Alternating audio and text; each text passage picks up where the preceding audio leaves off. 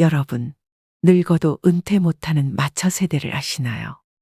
부모를 부양하는 마지막 세대이자 자녀에게 부양받지 못하는 처음 세대라는 의미의 마처 세대는 1960년대생을 부르는 또 다른 이름입니다. 오늘날 60년대생은 우리나라 고령화의 충격을 본격적으로 받기 시작한 첫 번째 세대인데요. 아직 돈 벌고 있으면 성공이라는 말을 듣는 세대. 은퇴 후 창업도 해봤지만 코로나 직격탄을 맞은 세대. 은퇴 없이 일하는 노후, 그것이 최선의 노후 계획이라고 말하는 세대가 지금 1960년대생들의 현실입니다. 물론 고도성장기의 성공을 맛본 분들도 계시겠지만 평균적인 60년대생의 모습은 그리 아름답지는 않습니다. 그리고 현재 이 1960년대생들이 본격적으로 은퇴하기 시작했습니다. 이 세대의 인구 비율은 우리나라에서 가장 많은 860만 명으로 무려 전체 인구의 16.7%를 차지합니다. 고도성장의 주역이자 민주화를 이뤄낸 핵심적 세대인 이들은 세계에서 가장 가난한 나라 중 하나였던 대한민국이 선진국에 이르기까지 그 중심에 있었습니다. 그렇게 온 세계가 놀랄 만한 한강의 기적이라는 신화를 일구게 되었죠. 중년에 들어서는 부모 부양과 자녀 교육을 도맡아 이중고에 시달리지만 배고픈 시기도 견뎌냈던 강인함으로 그저 묵묵하게 열심히 살아오고 있는 세대가 바로 이 60년대생들입니다. 그리고 현재 이 60년대생들이 퇴직대열에 속속 합류하면서 열악한 재취업 일자리와 노후 준비 문제가 부각되고 있습니다. 대한민국은 유례없는 860만 명의 대규모 은퇴 집단을 맞이할 준비가 되어 있을까요? 또 고도성장의 주역인 이들에게는 은퇴 후 어떤 미래가 펼쳐질까요? 그래서 오늘은 우리 모두가 겪게 될 미래의 60년대생 앞에 펼쳐진 신노년의 현실과 노후 대비책에 대해 알아보고자 합니다.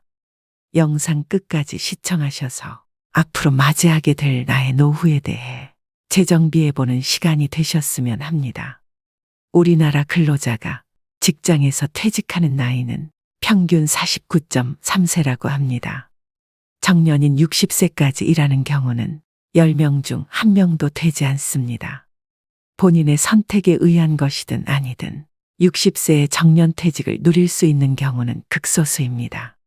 특히 50대 초반에 직장을 떠나 다시 취업하면 소득은 감소하는 반면 고정 지출은 계속 일어나게 되고 60대 중후반에 이르면 자산을 거의 다 사용하게 됩니다. 이후 20, 30년의 긴 세월을 견뎌내야 하는 것이죠. 이런 참담한 현실 앞에서 은퇴 이후 잠깐의 쉼도 허락받지 못한 사람들이 있습니다. 대기업에 다니다 중도 퇴사 후 사업에 도전했다 실패하고 최근 비정규직으로 13년째 일하며 야간에는 대리기사로 투잡을 하고 있다는 63년생 중년 남성 A씨. 일한 만큼 일당을 받을 수 있는 직업을 찾던 A씨에게 대리기사라는 일은 어쩔 수 없는 선택지가 되었습니다. 사업 실패로 고스란히 안게 된 많은 빚이 그의 노후에 커다란 짐덩이로 남게 되었습니다. 호사스러운 노후를 기대하지는 않았지만 지금처럼 고통스럽고 힘든 노후는 더더욱 생각지도 못했던 일이었습니다. 불경기가 계속되어 일주일에 하루도 쉬지 못하고 계속해서 길을 달리고 또 달리고 있습니다. 그를 힘들게 하는 것은 비단 이것만이 아닙니다. 아직도 끝나지 않은 부양의 몫도 감당해야 합니다. 자식들 대학교 학자금에 나이든 노모를 부양하는 것까지 모두 그의 어깨를 무겁게 하는 것들입니다.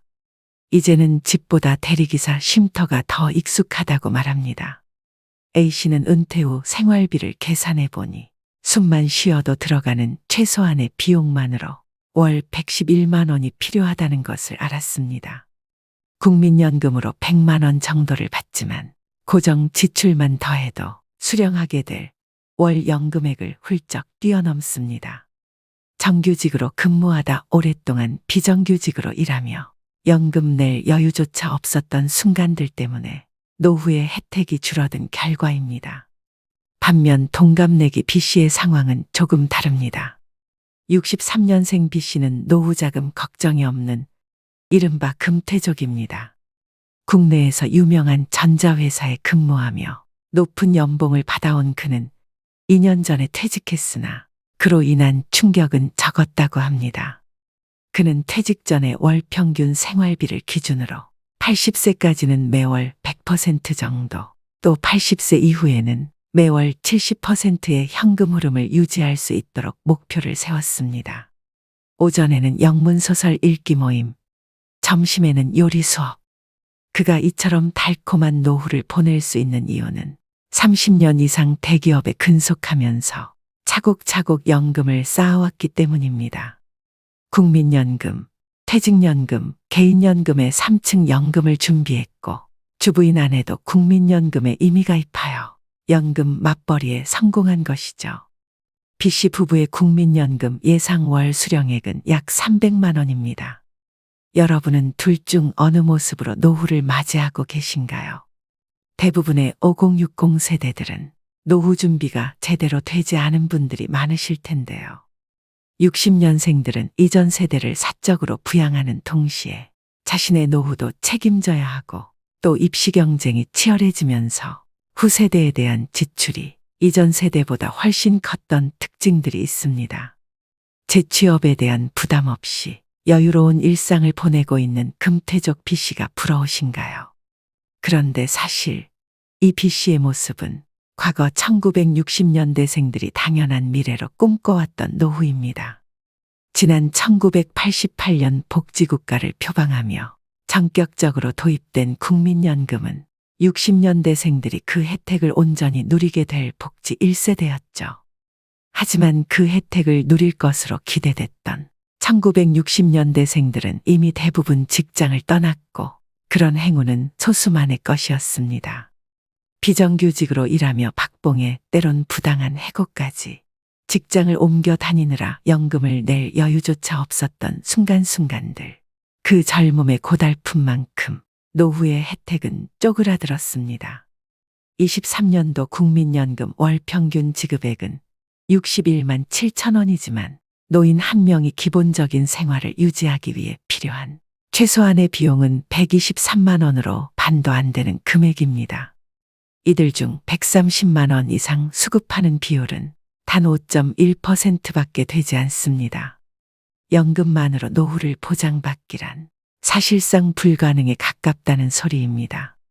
은퇴 전 소득의 약 40%를 보장하겠다는 국가의 약속은 실제로 절반밖에 이루어지지 않고 있습니다. 대다수에게 국민 용돈 수준만큼 돌려주는 국민연금의 셈법은 빈익빈 부익부라는 박탈감만 안겨주고 있는데요. 이 피눈물 나는 현실에 마처 세대들은 불안하고 초조하기만 합니다. 결국은 각자 도생해야 되고 복지 1세대라는 이름이 무색하게 60년대생들의 노후는 고단하게 흘러가고 있습니다. 당장 이번 달 생활비를 걱정해야 하는 끔찍한 현실에 60년대생들의 대부분은 재취업을 원하고 있습니다. 하지만 재취업도 녹록지 않습니다. 은퇴한 중장년들이 좋은 일자리를 구하는 것은 하늘의 별 따기 같은 일이 된 지 오래인데요. 60년생 최태수 씨는 은퇴를 미루기 위해 7개의 자격증을 취득했습니다. 그는 30년 동안 아이들을 키우고 가정을 꾸렸지만 아직도 그의 인생은 끝나지 않았습니다. 정년을 맞이했지만 앞으로의 길은 막막할 뿐입니다. 인터넷 검색을 통해 자격증 취득이 노후 준비의 한 방법임을 알게 되었습니다. 7개월 전 취업에 성공했지만 그는 지금 8개월짜리 초단기 근로자로 일하고 있는데요. 이제 나이가 60이 넘으니까 찾는 사람이 없어요. 구직 지원서도 많이 내보고 해봐도 그게 안 되더라고요. 다음 직장은 어디가 될지 또 어떻게 준비해야 할지에 대한 불안이 계속 따라다닙니다. 50대가 재취업에 성공하는데 평균 14개월 정도 걸리고 더 나이가 들수록 재취업에 소요되는 기간은 배로 늘어난다고 합니다. 취업이 된다 해도 더 열악한 노동시장에서 일을 할 수밖에 없습니다. 그래서 수많은 은퇴자들이 재취업을 포기하고 어쩔 수 없이 퇴직금 및 노후 자금으로 창업에 뛰어들게 되는데요. 하지만 안타깝게도 5년 뒤 폐업률이 66%나 됩니다. 겁없이 뛰어든 은퇴 후 창업은 노후의 불안정성을 더 가중시키는 격이죠. 60년대생들은 말합니다. 이러한 현실이 언제까지 지속될지 모른다는 것이고 언제든 몸이라도 아프게 되면 이 일도 더 이상 할 수 없게 될까봐 걱정이 된다는 것입니다. 지금까지 남들처럼 성실히 앞만 보고 달려왔는데 무엇이 잘못된 것일까요? 왜 은퇴한 지금까지도 하루 편히 쉴 수 없고 힘든 삶을 살아야 할까요? 은퇴하면 지금보다는 조금 편안해진 삶을 살 수 있을 거라는 기대감으로 달려왔지만 그러한 기대조차 사치가 되어버린 지금의 현실을 어떤 누구에게 잘못을 물을 수 있을까요? 1960년대생들이 다시 과거로 돌아간다고 하더라도 노후 준비를 할 수 있었을까요? 대한민국 발전의 주역이었던 5060 세대의 불행한 노후를 막기 위해 은퇴 이후 정말 주의하셔야 될 3가지에 대해 알려드리겠습니다. 이미 은퇴하신 분들도 또 곧 은퇴를 하실 분들도 꼭 명심하셔야 될 내용들입니다. 첫 번째는 준비 안 된 창업은 절대 하시면 안 됩니다. 그만큼 창업에는 신중하라는 말인데요. 노후가 불안한 대부분의 분들 중에는 은퇴 후 목돈을 투자해서 음식점 같은 창업을 했다가 잘 안 된 분들입니다. 대부분의 사람들은 창업 아이템이 독창적이지 못하고 벼락치기로 준비하다 보니 쉽게 의지하는 것이 바로 프랜차이즈입니다. 한 집 건너 한 집이 치킨집 커피숍이 된 이유이지요. 더 큰 문제는 이처럼 창업률이 높은 업종이 폐업률도 높다는 점입니다. 은퇴 후 창업은 자아 실현이나 꿈을 이루기 위한 경우도 있겠지만 대부분은 생계가 목적입니다. 노후 자금인 목돈을 남은 인생을 위해서 한 번에 승부를 건다는 것은 남은 인생을 모두 베팅하는 것과 같다고 생각됩니다. 퇴직금에 은행 대출까지 받아서 창업한 경우라면 단 한 번의 실패로도 끔찍한 결과를 초래할 수 있습니다. 즉 빚의 허덕이는 비참한 노년기를 보내게 될 수도 있습니다. 창업 후 5년 생존율이 약 20%라고 하니 현실의 벽이 얼마나 높은지 알 수 있습니다.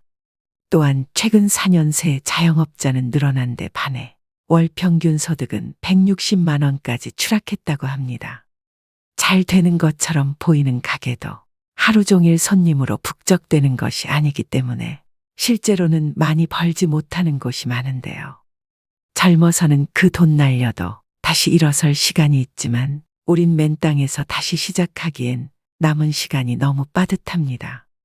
은퇴 후 마냥 놀 수는 없으니 뭐라도 빨리 하고 싶은 마음은 10분 이해하지만 그렇다고 무작정 사업을 시작하시면 절대 안 됩니다. 창업은 취업보다 훨씬 더 많은 준비와 리스크가 높다는 것을 명심하셔야 됩니다. 두 번째는 노후 파산 피하려면 자식부터 끊으셔야 됩니다. 자식 키우느라 노후에 재정이 바닥난 부모들은 결국 이런 하소연을 합니다. 안 주면 맞아 죽고 밥만 주면 쫄려서 죽고 다 주면 굶어 죽는다고 말이죠. 웃자고 한 이야기로 생각할 수 있지만 씁쓸한 마음도 드는 것이 사실인데요. 은퇴 후에 자녀들의 노예가 되어서 벌벌 떠는 부모들이 많습니다. 통상 노년에 불행해지는 사람들의 면면을 보면 주로 자녀와 관련된 것들이 많습니다. 세상에는 수많은 속임수가 있지만 알고도 속고 모르고도 속는 것이 자식에게 속는 것입니다. 가진 돈을 자식에게 전부 털어서 학비와 생활비, 사업자금, 결혼자금까지 대줍니다. 그나마 재산이 넉넉해서 이런 지원을 하고도 부모의 노후가 문제없다면 다행이지만 이럴 경우 대다수는 자녀 지원 때문에 부모의 노후가 위협받는 상황에 이르게 됩니다. 사랑과 희생으로 자녀에게 올인하면 내 노후는 자식이 챙겨주겠지 하고 기대하는 분들도 계실 거라고 생각합니다. 정말 어리석은 생각입니다. 주변만 둘러봐도 자식에게 다 퍼주고 늙은 부모들은 쪽방에서 가난한 노후를 맞이하게 되는 경우가 많습니다. 자녀 리스크라고도 하죠. 제대로 자립하지 못한 자식대로 자식을 제대로 자립시키지 못한 부모대로 노후의 대가를 무겁게 받는 것입니다. 자식들은 부모가 도와줄 땐 당연시 여기지만 부모가 좀 도와달라고 하면 얼굴 표정이 달라집니다. 부모는 10자식도 키울 수 있지만 자식은 한 부모도 건사하기 힘들다는 말이 있습니다. 자녀들에게 노후에 의지하지 않기 위해서라도 여력이 있을 때 자녀가 아닌 나의 인생을 위해 노후 준비를 하셔야 됩니다. 지금부터라도 늦지 않았습니다. 자녀를 위해서라도 금전적인 지원을 끊으시고 경제적으로 자립할 수 있게 도우셔야 됩니다. 내 노후 준비에만 집중하셔야 됩니다. 세 번째는 금융 공부를 미리 해두시는 게 좋겠습니다. 은퇴 준비를 미리 하셔서 행복한 노후를 맞이할 수 있습니다. 그 조건에는 금융 공부가 필수입니다. 모두 돈을 버는 데만 몰두할 뿐 돈을 모으고 지키는 데는 관심이 없습니다. 또 한국인에게 인생을 살아가는데 중요한 금융교육은 매우 결여되어 있는 게 현실입니다. 즉 우리나라는 열심히 살아도 가난을 면하기 어려운 나라임에는 틀림없습니다. 무척 억울하지 않나요? 분명히 자신의 삶을 돌아보면 일만 한 것 같은데 그 결과가 노후 빈곤이라니요. 오직 노동을 통해서만 돈을 번 사람은 노동을 못하게 되는 순간 소득 빈곤층으로 전락하게 됩니다. 가난을 면하기 위해서 열심히 사는 것은 당연한 것이고 국민 한 사람 한 사람이 자신을 위해서 돈 그 자체에 대해 공부를 해야 노후 빈곤에 빠지지 않게 되는 겁니다.